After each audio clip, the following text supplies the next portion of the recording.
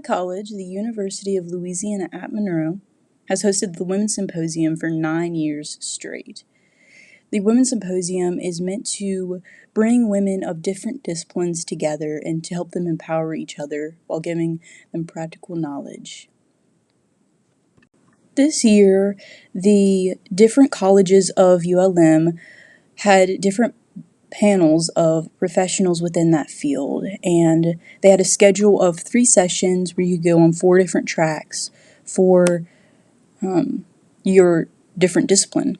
And so they also provided food, and that included breakfast and lunch. And it was truly a wonderful experience where I gained tons of knowledge. And I would not change that I spent the whole entire day there. And I just want to thank the people who put it on, the various organizations that work together in Monroe, and for all the work they did. Thank you. Good morning. You're so quiet. Wow. First of all, just welcome to our beautiful university on the Bayou. It is truly an extraordinary day, what I call a life-changing day. Can't you just feel the energy and enthusiasm in this room? You're in for a very special day. This committee has worked tirelessly for an entire year to execute this for you. Last night when I was thinking about what words to use in this welcome, because it was kind of a last-minute thing, we learned to be flexible, I decided I would look up what the definition of a symposium is. And there were 3 definitions. A conference or a meeting to discuss a particular subject, a meeting of the minds, or my favorite, a drinking party or convivial gathering with music and conversation. This comes from Greek history, so I would say the Greeks knew what they were doing. Well, we will discuss a lot of interesting topics. We have many brilliant minds in this room, and this will definitely be a joyous celebration. It is difficult to believe that we are here today because 9 years ago, a young, aspiring female professional had the idea to create an event to encourage students and women at ULM and in our region. Look around you. This is what a simple idea can do. Think of the lives this event has touched. Thank you, Kristen. And thank you to the past and present committee members who have kept the vision alive and well. Through the years, we have been inspired by a lot of impressive women. And we've also discussed women who have made a huge impact for all of us. You may remember Amy Cuddy, the woman who encouraged us to hold our shoulders back and take a deep breath and strike a power pose. This posture gives us confidence when we are internally struggling. Or Sarah Blakely, the founder of Spanx, who has taught us the power of learning to fail. Her father made them tell something every day that they had failed at doing, to help them know it is okay to fail. It actually makes us stronger. Or Michelle Obama, who inspired us to live our lives in our own words, in our own terms, all while becoming the best version of ourselves. Or Oprah Winfrey, who has taught us to listen and demonstrate empathy. We never know what someone else is going through. Or a new one, Mel Robbins, who's taught us to let them. They won't stop us. And most recently, Hoda Cobb, who taught us to examine, I mean really examine our happiness and what fulfills us, even when we seem to be successful and comfortable. It is never too late to pivot and change directions. Just a few more. We'll always remember that Brene Brown reminds us to live our best authentic selves. And Beth Moore teaches us to live audaciously. And finally, Esther from the Bible, who tells us, for such a time as this. Yes, these women are powerful, and what we might call famous, but they are no different than the women in this room. Let today be a reminder to take the risk, walk through the door of opportunity, and take a giant leap of faith, because we are here for one another. Have a great day. Be sure to tell someone thank you who inspired you, and never ever forget you have the power to inspire others. Thank you for being here. The first session that I sat in on was Women in Mental Health and Therapy. I'm going to let the panel introduce themselves before I tell you what I learned, but I just want to thank this panel for coming out and teaching us so much and answering our questions. Thank you. Tell us who you guys are, and then also share your origin story on how you got into mental health and therapy. And so we'll start right here. Okay, I'm Casey Witherington. I'm not a public speaker. That is not my degree. I'm going to pretend like I'm working with you one-on-one in therapy. Absolutely. And so I'm leaning up on my, So I graduated in '96 with an undergrad in elementary ed, pre-K through 8. And as I began in teaching, I was led into mental health because so many kids have mental health issues, and I didn't know how to equip them at 21 years old. So I went back and got my master's in clinical mental health counseling because I knew I wanted a private practice one day. That was my ultimate goal, and as well as school counseling. And I had 3 children along the way, and so school counseling allowed me to be on their schedule. And so once my youngest is 18 now, kind of once I got them into junior high, I went out on my own. I worked in some clinics and started learning about private practice, and then opened my own private practice about 3 years ago, Casey Witherington Counseling. So I'm an LPC. I'm a licensed professional counselor, and I have a master's in school and mental health counseling. Awesome. So I kind of prepped them on this, but we're going to do it anyway. Tell us your spirit animal. I'm a dolphin. Her spirit animal is a dolphin. Thank you so much, Casey. Okay. All right, Dr. Evans, can you share a little bit about yourself as well?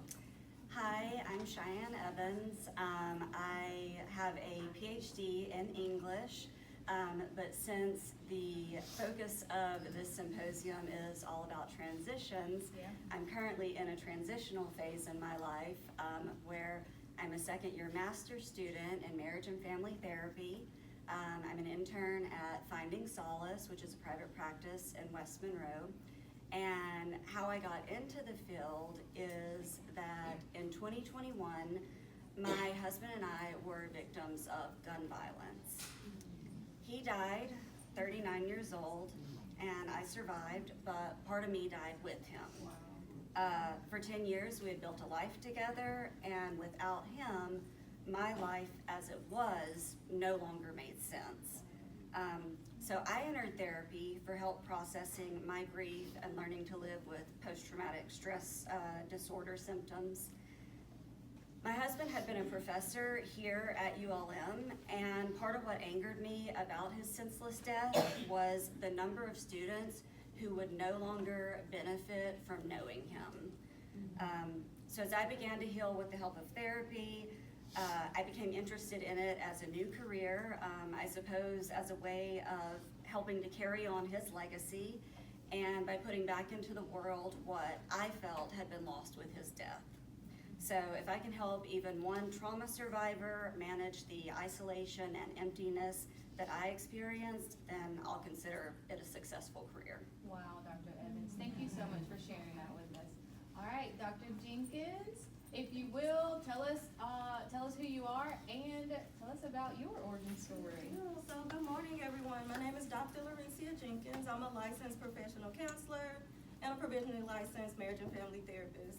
So my origin story, guys, it goes honestly way back to elementary school. I really found myself being the kid that always wanted to check on my friends, whether it was on the playground, throughout class, whatever it might be. And then as I got older, I realized that as women, we carry different roles, whether it's a mother, a coworker, a sister, a daughter. There's so many roles that we carry that a lot of times we forget to take off our hat and say, what about me?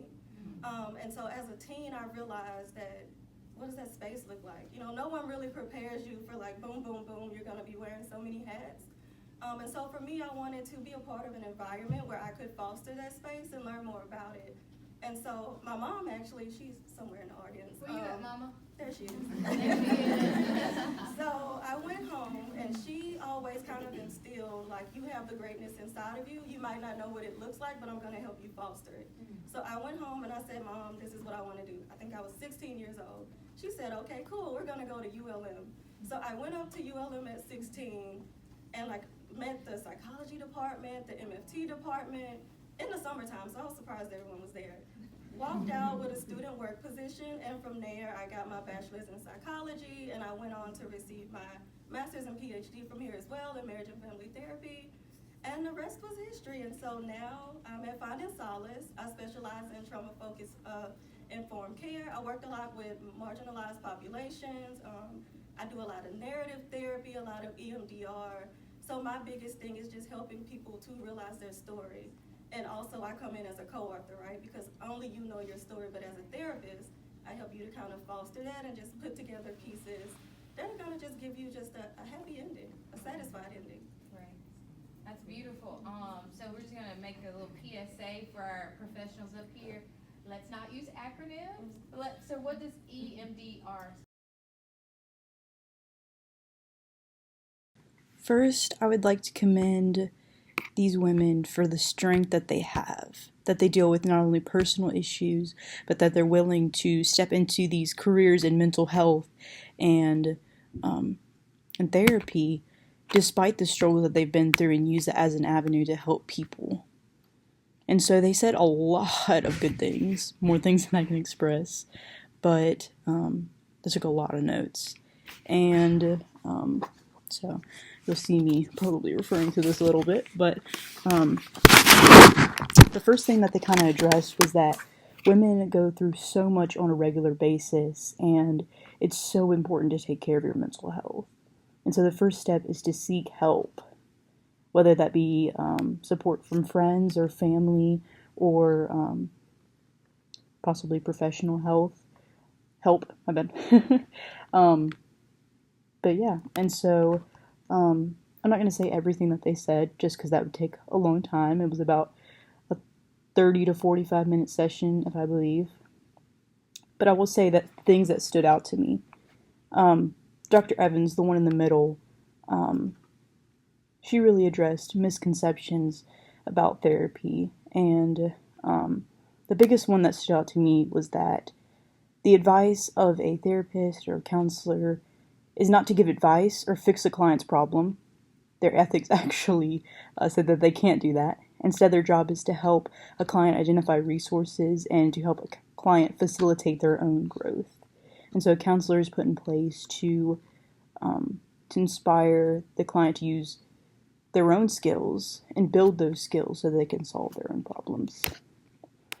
And later, whenever the question arose about what to do whenever therapy is not an option because of cost, Dr. Evans said that there's several resources within communities that help people that can't afford necessarily to afford therapy. And so an option in Monroe and many other cities or towns with universities in it is that they have a MFT clinic or a counseling center through the university.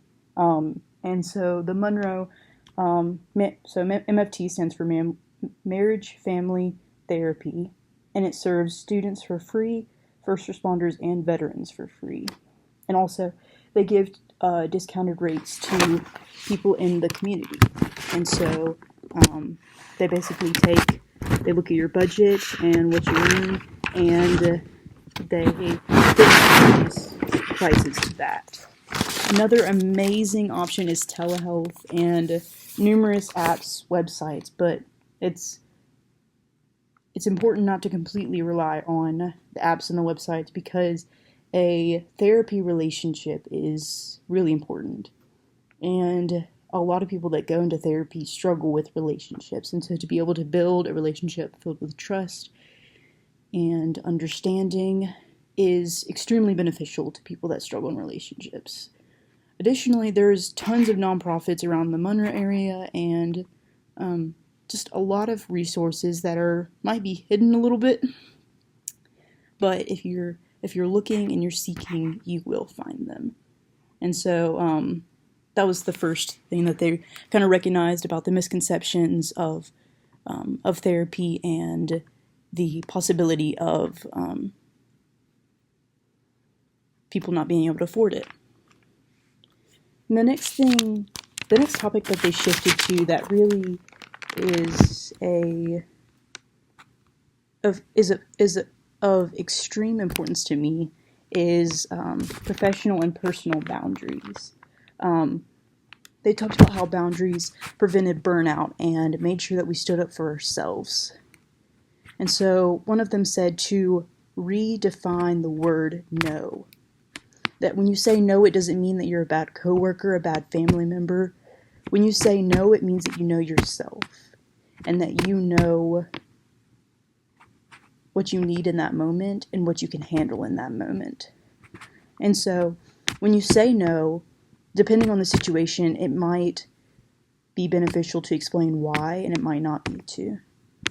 If it's for work, then most likely to explain why that's important. But when you're setting a boundary with someone with a friend, or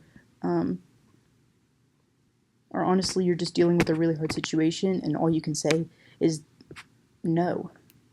You do not have to explain your why. And you don't have to over-explain it either. So that was the next topic that they talked about, and I really appreciated it. And it seemed to benefit a lot of people in the audience. The last topic that they went over was what traits a person should have if they're looking to step in the counseling field, social work field, or anything that's related to helping clients and doing casework. The biggest things that they pointed out was that a respect for the strength that it takes to go to therapy is vitally important, because when we understand that, we see the person as a whole person, and just honestly see that they have so many strengths and that they are a whole person. And then they recommended several other things, especially to never stop reading or learning, because there's always something new that's coming out, and it's definitely good to have those foundational principles, but to continue to build your knowledge about your field, and that really applies to any field, even if it's not in the helping fields. And so never stop reading and learning, because you can benefit somebody so much. You can learn how to handle situations through that, and it's just a really good thing and habit to pick up. A few more things. They said that you will grow in a lot of ways that you never expected. They said that being a counselor or working with people really stretched them to develop patience and kindness and understanding. And while they already had some of those things, it helped them to dive deeper into them. And so that was something really cool that I learned from them. So the last two things are that they also said to have a work-life balance, and that means not bringing home the hard things from the office. It means using coping skills, or maybe seeing a counselor yourself if you're looking to go into the field of helping people, because it can be hard. It can be hard to manage cases, and it can be hard to know what to do. And so the last thing is self-awareness, which kind of goes with work-life balance. Notice when you can't handle that anymore, when you need to take a break, when you need to seek advice with a supervisor, or just various other things. And this could even apply to your personal life, when you need to take a break and do some self-care. But yeah, so I really benefited from the conversation that they had, and I really appreciated that they recognized that burnout is a real thing among the helping professions, and that something can actually be done about it with proper coping skills and with helping professionals seeking help. So, yeah, the next video will be the second panel that I went to, and the topic of that one was women entrepreneurs. And I'll let the speakers introduce themselves once again, and I will say my insights after the video. Thank you. Starting a business is a financial and emotional leap that requires passion and dedication and sometimes financial support. Not to mention immense time, maybe limited resources for all of us, and also while women present numerous business ideas, that initial leap can sometimes be kind of scary here and there. So with that being said, our panelists, who are amazing, will offer hands-on knowledge to this process, from taking over an existing business or enterprise to turning a hobby into a business, or to starting a new business from the ground up. If you find yourself considering being your own boss or an entrepreneur, and you want to take that leap, even if you're scared, but you want to avoid the pitfalls, we are here to have three main experts who will be able to cover the gamut of all of that. And for those of you who do not know me, I am Dr. Alberta Brown Green from Monroe, Louisiana, and I'm the CEO of ABG Professional Development Solutions. And now we are about to turn it over to our phenomenal panelists who will introduce themselves. Hi. Thank you, ladies, for putting me first. This is what happens when you go to the bathroom. Anyway, I'm Kay Walker. I started my little company 6.5 years ago. It's called Kay Baby Smoking Fine Foods. So I also met my husband through my business, and so we've been married for almost 6 years now. So I'll just hand it over to you. That's about all I have. All right, Kay Baby. She met her husband, all right. Good morning, I'm Chastity Lawson. I am the owner of the Glamorous Boutique in the Glam Beauty Bar. Good morning, everyone. I'm Lisa Holyfield. I am here and blessed to be here as part of a big family of the Holyfield companies. And so we've created a lot of different things in my chapter here in Louisiana so far. I've come back and I'm bringing back and trying to elevate things. So we're here on behalf of the businesses here. We've created the Teacher Symposium. We might get to connect about that a bit. I've got things going with Tower Place. We've trying to make it the Cool Kids building. We've got Delta Biscuit in town. We started that since we got in town, and then we kind of moved over to the Trove, and then we've opened up a Paro, and now we're looking at coming and seeing Mr. Ronnie and Miss Kay and Rustin to do Delta Biscuit #2. So there's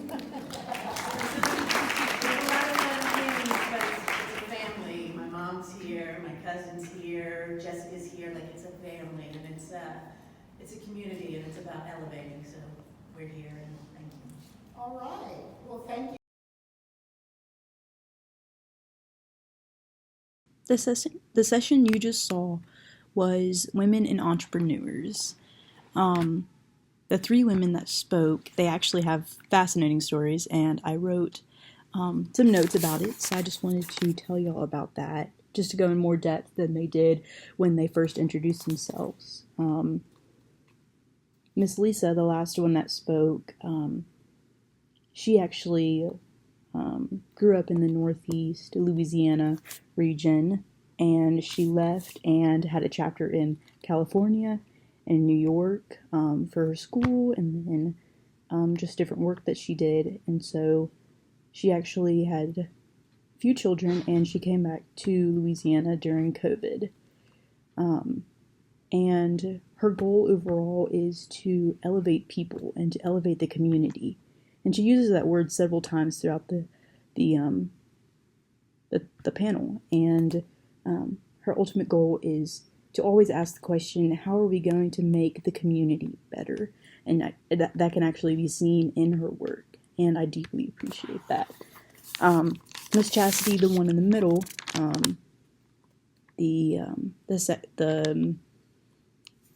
the third lady that spoke, she started her business because she wanted to make women look and feel beautiful. She actually right before her business started, she got a divorce with her ex-husband, and she really needed a place and a hobby to put her energy and her time into.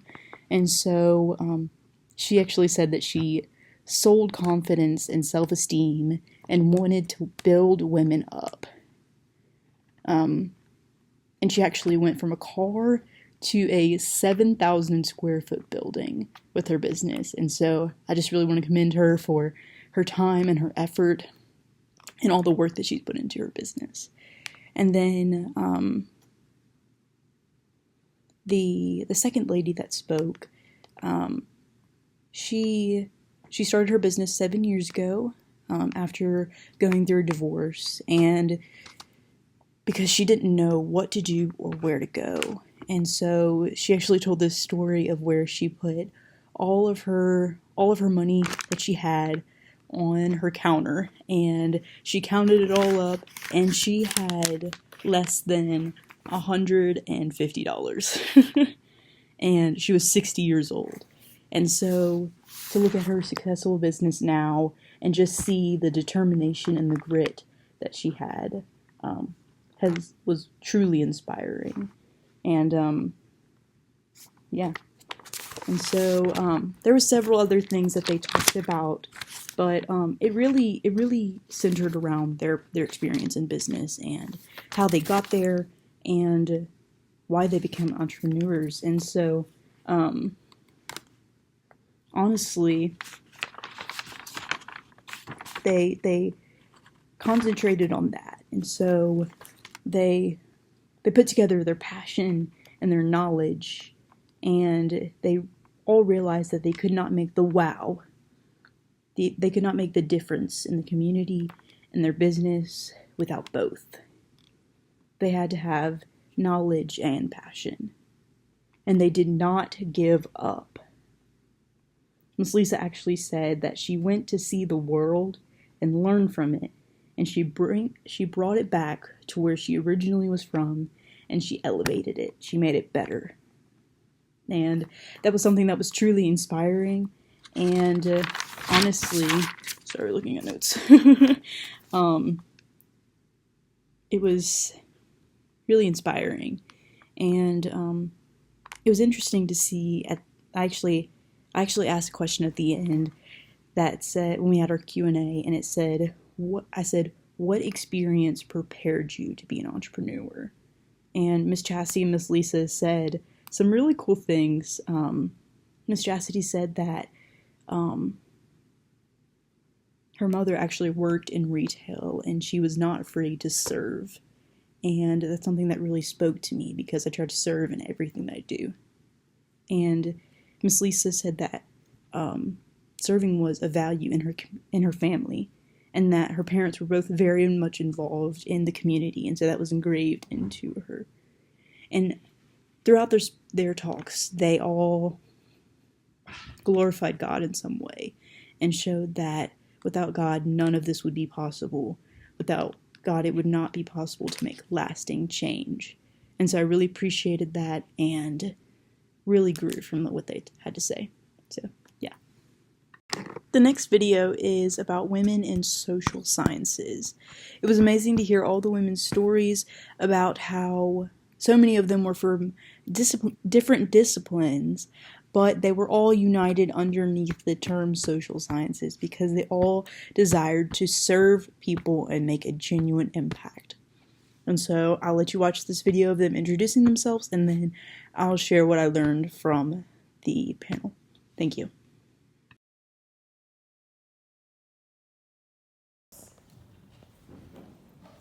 Hello everyone, I'm excited to be here. My name is Claudia Way, and I serve as the Director of Marketing, Community Development, and Grant Management at Union General Hospital in Farmerville. My passion for education, healthcare, and community development comes from a deep belief in the power of education to change lives. Growing up in El Salvador during the Civil War, I witnessed firsthand the devastating impact of limited resources on communities. This fueled my drive to work with Partners of the Americas, forging educational partnerships to help rebuild the country. That mission led me to 16 years with the Peace Corps, and ultimately ultimate lead to my role at Union General Hospital. Recognizing the urgent need to prevent teen pregnancy and address mental health challenges, I founded It's a Girl Thing Making Proud Choices. That it's a program that empowers young women to shape their futures. Every day, my work is about securing resources and closing healthcare gaps so that no one is left without the tools to thrive.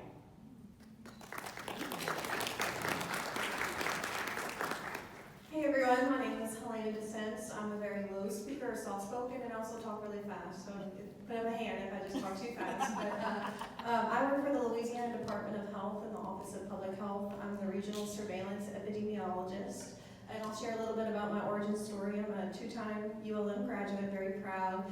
And when I was an undergrad, I was researching different career opportunities that I could take with my psychology degree. And at one point I came across public health. And at that point I thought you just had to work at CDC or ASTO or NACHO to be in public health. And coincidentally, just a few weeks later, we had a presenter come into one of my healthcare issues courses, and she spoke on her role locally in public health. And I guess inspired by her presentation, I walked up to her afterwards and asked if there's any internship opportunities for the Louisiana Department of Health. And just a couple months later, I was on as an unpaid intern, then a student worker, then I worked in community outreach.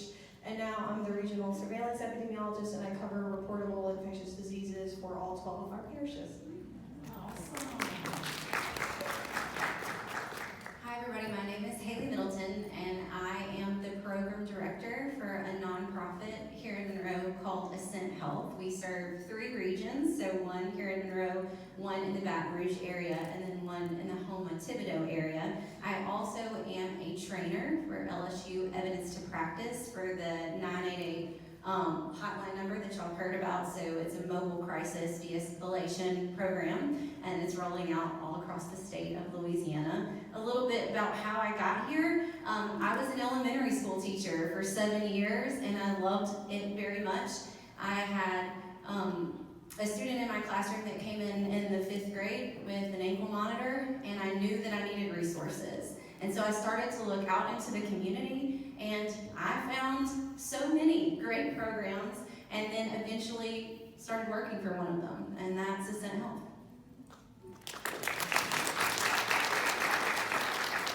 Hello everyone, my name is Sophie Barksdale. I am an associate attorney at Cummins & Fitz Family Law Firm here in Monroe. I'm also a graduate from ULM. A little bit kind of about my origin, how I got here. I knew that I always wanted a career that would make a direct and meaningful impact in people's lives, but when I got to law school, I didn't really know how that would pan out. And so after going to some classes, I was immediately drawn to family law because it deals with real people and their real life challenges. So with that, through my work, I advocate for children and families, and we kind of navigate all of the difficult transitions that they're going through. And I've seen kind of firsthand how your legal outcome really has a lot more to do with shaping your life after you leave the courtroom, not just while you're in it. Adoption law is kind of my specialty. It's very special to me. I was adopted by my stepfather when I was 6 years old, so that always will be something that kind of moves me to continue to be passionate about something. Sometimes it's hard, work gets hard, but you have to remember why you're doing it and why you're passionate. And that's what I say, navigating a complex legal system is not as terrible when you're passionate about it. I am the youngest female adoption attorney in Northeast Louisiana, and really that for me wasn't about breaking barriers, but it was about proving that being passionate and dedicated to something, you can make a real change in your career no matter when it is in your career.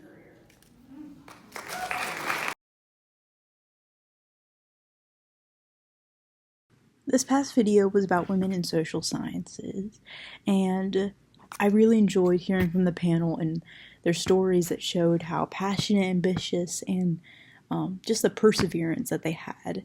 And so I actually learned quite a lot from them, and they just had such nuggets of wisdom.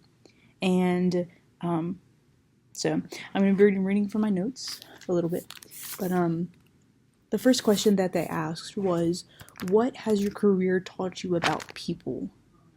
And they said some big things that stuck out. One said, communities thrive when people come together and it can change lives.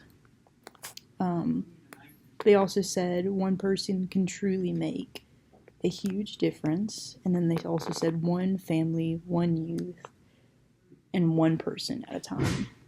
And so that was something that really stood out to me, and was really important because I personally live by the motto that if I can just help one person, that it will truly be beneficial. And so the next thing they talked about was putting boundaries in work, and what it looks to advocate for yourself and others. And so they really talked about gender and age, because some of them were younger, and they talked about how a younger age and your gender as a woman can be beneficial, and it can show that your passion and your joy for your career can shine through you, and you can make huge impacts. And it doesn't necessarily matter what others think, but that your faithfulness and your effort to your career and to the people you're helping will be seen. And so that was something that I really loved that one of them said. And so they also asked a question. They also asked a question about what do they recommend to people that are wanting to go into a social sciences career. And so one of the main things that they said was that that the field has so many jobs that a person can do, and that if you're passionate about serving and helping people, that this is a place, this is a field for you, and that there's a place for you. And so I really love that they say that. And so if you're in a career that you don't love and you want to serve people, there is a way to do that, and there is a way to just to truly would do what you want to do if you keep pushing through. So